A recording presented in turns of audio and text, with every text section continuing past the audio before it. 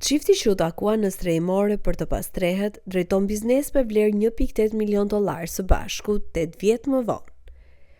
Pasi u dëbua nga shtëpia e saj nga burri, Suzan gjeti veten në një strejmore për të pastrehet dhe shqetësuar për të ardhmen e saj, derisa takoi një burr tjetër. Ai kishte qenë në strejmore një herë më parë dhe i tregoi për jetën e tij të çuditshme, e cila ndryshoi gjithçka për Suzanën. Dem po qante në shkallët jashtë strejmores lokale për të pastrehet në Settle. Ajo tashmë ishte vendosur brenda dhe kishte lënë sendet e saj të pakta në një krevat, por donte pak qetësi dhe të shijonte të ftohtin e qetë të natës. Ajo vetëm dëshironte të mos duhet të gjendej në atë situatë.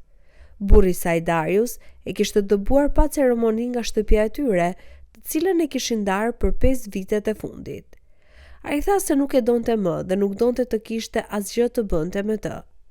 Meqense shtëpia ishte pjesë e trashëgimisë së tij, Suzan nuk mendonte se mund të luftonte për asgjë, kështu që mori çfarë mundi dhe u largua. Të tjerët mund të kishin luftuar për më shumë, por ajo nuk kishte energji. Burri që ajo e kishte dashur për kaq gjatë e dëboi pa u shqetësuar nëse ajo do të ishte e sigurt. Fakti që ajo kishte pothuajse zero para të kursyeara për vete, sepse nuk kishte punuar për një kohë të gjatë pas vuajtjeve nga problemet të shëndetit mendor, nuk duke se interesonte shumë Dariusit. Nëse dikush që pretendonte se e donte për kaq gjatë mund ta bënte këtë, nuk kishte asgjë për të luftuar. Ai humbi gjithë energjinë dhe thjesht u largua. Strejmorja lokale për të pastrehet ishte opsioni i saj vetëm. Nuk mund të qëndronte atje për gjatë, por shpresonte se do ta ndihmonte të mendonte për një zgjidhje për problemin e saj. Për momentin nata e ftohtë ishte qetësuese. "Hey, atje!" dëgjoi një zë mashkullor pas saj, dhe Susan dëgjoi hapa që paafroheshin. Ajo murmuriti një përgjigje të vogël dhe të padobishme, duke vazhduar të mendonte për natën. "Je e re këtu?" vazhdoi burri dhe ul pranë saj, por jo shumë afër. "Po," u përgjigj ajo, por nuk tha gjë tjetër. Nuk ishte në humor për bisedë në atë moment, por burri këmbguli. "Unë jam Toni," tha ai dhe i buzëqeshi butë. Ajo vetëm i buzëqeshi lehtë dhe shikoi larg përsëri. Kjo nuk e dekurajoi Tonin, i cili tundi kokën dhe qeshi. Kjo duhet të jetë hera jote e parë në një strejmore për të pastrehet. Suzana u befasua nga ai koment dhe donte të pyeste se si e dinte. "Si mund të dallosh?" "E po, nuk është se jam ekspert, por kam qenë këtu 2 herë në jetën time. Gjithmonë mund të dallosh kush është veteran në këtë situatë dhe kush është i ri, dhe po pyes veten se si arrite këtu," u përgjigj Toni qetësisht. "Pra ti je veteran?" "Nuk do të thoja kështu, thjesht mendoj se jam më i përgatitur këtë herë. Kam një plan, mendoj," tha ai duke shtrënguar buzët dhe duke buzëqeshur sikur nuk ishte i sigurt. "Si erdhe këtu këtë herë, ose herën e parë cila do qoftë?" pyeti Susan. "Mendoj se do të filloj më herën e parë, e cila më dha mësimin më të madh të jetës time." "Mos u beso të huajve," filloi Toni. "Trashëgova shtëpinë e prindërve të mi kur ata vdiqën papritur. Nuk munda të përballoja disa nga taksat, kështu që vendosa të marrin shok dhome. Do t'i kursej detajet e tmerrshme, por isha budalla dhe ai burr ma vodhi shtëpinë, e vodhi ligjërisht. Ende nuk mund ta besoj, kështu përfundova këtu." "Nuk duket reale," vori në dukje Susan, e tronditur nga zbulimi i tij. "E drejtë," që shitoni pa humor. "Kështu mendova. Ua thash avokatëve të mi këtë gjë përsëri, por kishte ndonjë lëvizje ligjore që ende nuk e kuptoj deri sot, dhe ai e mori. Nuk isha asgjë pasi mbarova së paguari tarifat ligjore dhe nuk e mora kurrë shtëpinë time mbrapsht. Kështu erdha këtu dhe planifikova si të përmirësohem." Çfarë ndodhi më pas?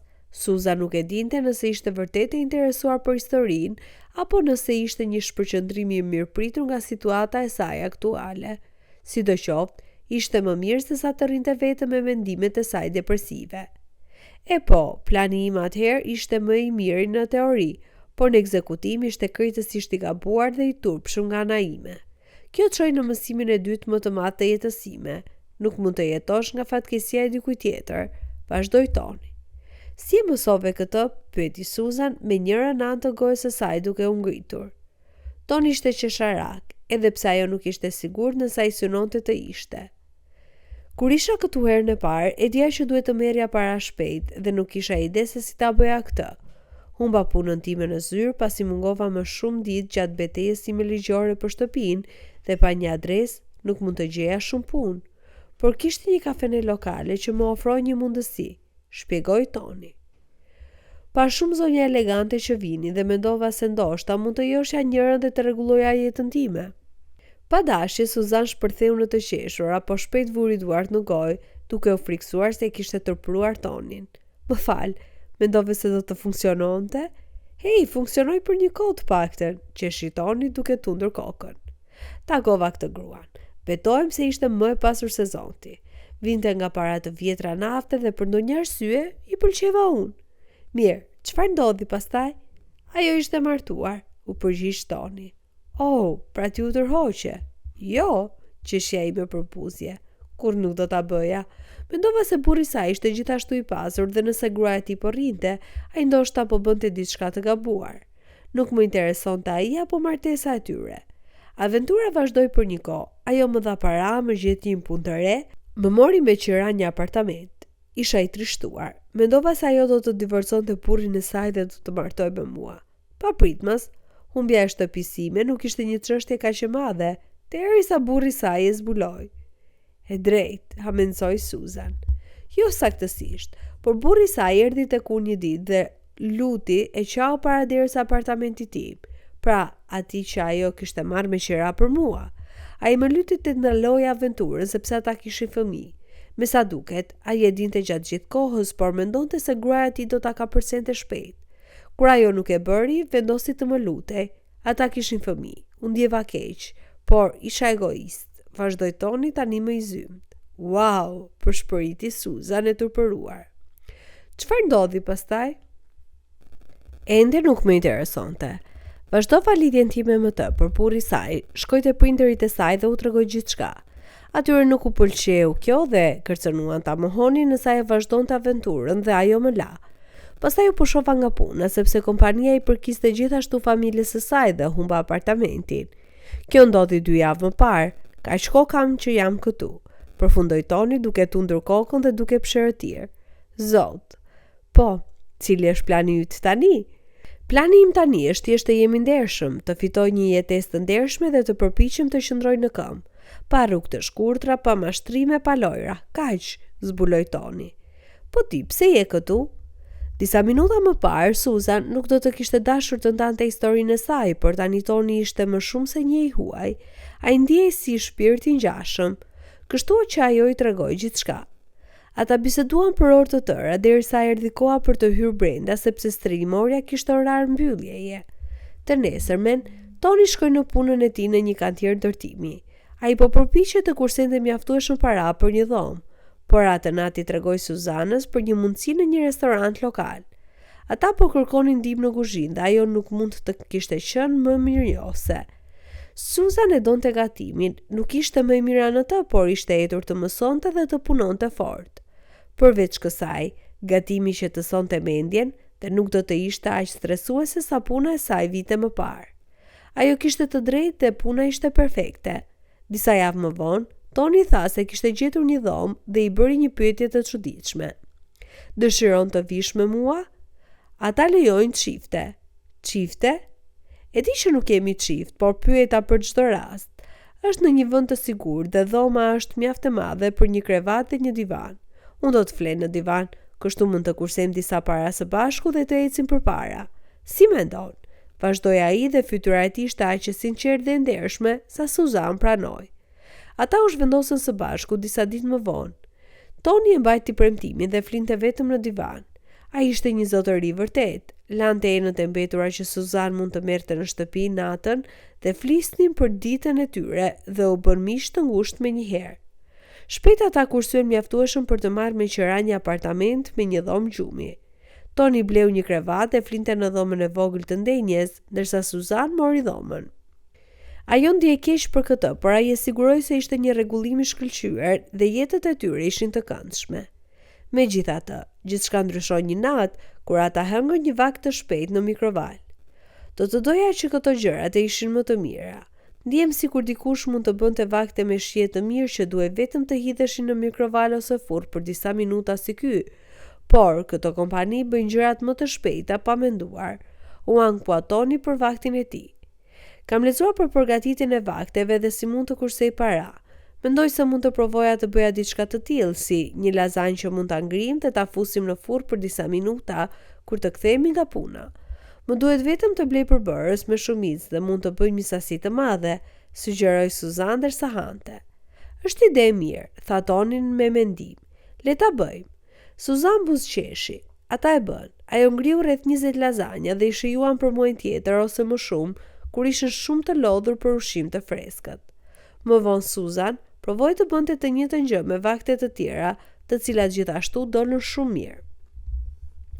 Një ditë, Suzan u kthye nga puna dhe Toni u hodh para saj me një buzëqeshje të madhe.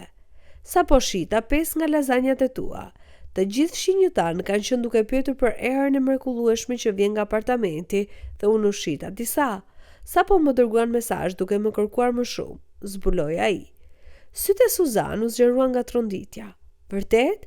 Atëherë duhet të bëj më shumë. Dhe ajo e bëri. Fshinjët vazhduan të blinin. Ata gjithashtu kërkuan vakte të tjera dhe Suzan u angazhua duke krijuar vakte të reja të ngrira që ishin të shijshme, por ende të lehta për të përgatitur. Ajo i tregoi dikujt në punë, i cili sugjeroi që ata të fillonin një biznes zyrtar. Nuk dini si ta bënin këtë, por bën disa kërkime dhe plotësuan të gjitha dokumentet. Hapën disa llogari në mediat sociale dhe filluan të shisnin sa më mirë që mundin. Kur dyqani i tyre arriti një mishitje, Suzan mori guximin. Nuk mund ta besoj, ja dolëm. E po, ti e bëre, por u ndihmova, u çudit Ton. Me 1000 klient që kur filluam zyrtarisht biznesin, je një mrekulli Suzi. Biznesi i tyre u rrit siç nuk e kishin imagjinuar kurrë. U deshtëmeni me qira hapësira të reja, të punsonin punonjës dhe më në fund të zhvendoseshin në një apartament të mirë. Përfundimisht u martuan dhe shpejt biznesi i tyre vlente $1.8 milion dhe vetëm sa rritej me kalimin e kohës. Ishin bashkëpronar dhe kujdeseshin shumë për punonjësit e tyre. Njerëzit mund të ndjenin dashurinë dhe kujdesin shtëpiak që vendosnin në pjata dhe ata u përpoqën të mos e ndryshonin kurrë atë pjesë të biznesit të tyre dhe përmes uljeve dhe ngritjeve. Ata krijuan një familje dhe ndërronin që fëmijët e tyre të merrnin përsipër biznesin kur të dilnin në pension. Ku dëshiron të jetojmë kur të dalim në pension? Pyeti Suzan ndërsa ushqinte fëmijën e tyre. Dua që ti dhe unë të jetojmë në një ishull si Cape Cod. E meritoj, sugjeroi Ton duke ushqyer qenin e tyre. Më pëlqen kjo, ushqim deti freskët. Mendoj se kam një ide për ushqim e deti, që është i ndërlikuar. Filloi Suzan duke menduar për një produkt të ri për biznesin e tyre. Kjo ishte jeta e tyre. Ata e donin punën dhe familjen dhe kjo është gjithçka që dikush mund të kërkojë ndonjëherë. Nëse ju pëlqeu videoja, ju lutem jepini një like dhe konsideroni ta ndani me dikë që mund të gjejë interesante. Faleminderit që shikuat dhe do t'ju takojmë sërish në video të radhës.